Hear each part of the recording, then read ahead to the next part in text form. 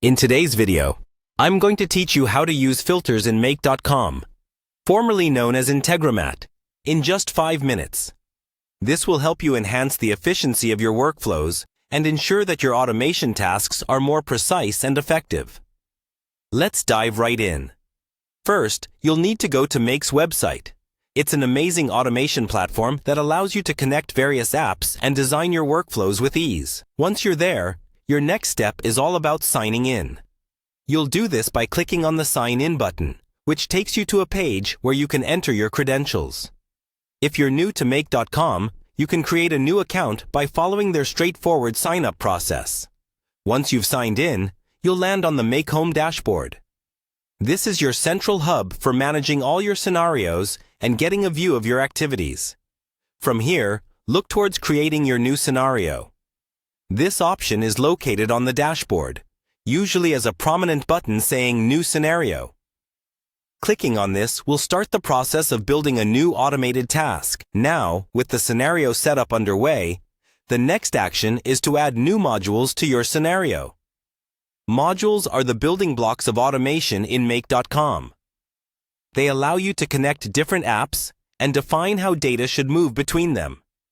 For this tutorial, simply add the first module you want to work with. Once that's set, add a second module, which will complement the interaction you are designing. Once you have these modules in place, you'll see there are lines linking them. These lines represent the data flow between your modules. Now, here's where the magic of filters comes in. By hovering over the line between the modules, you get an option that allows you to modify how and when the data passes through. Simply click on the line, and you'll see an option to set up filter.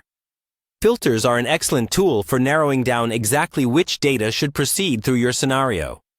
For instance, you might want only specific types of data to advance to the next module based on certain conditions or rules. This helps prevent unwanted information from cluttering up your automated tasks.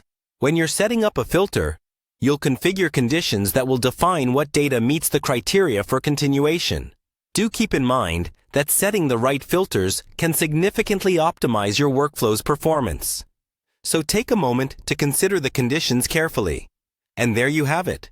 You've successfully set up a filter in Make.com.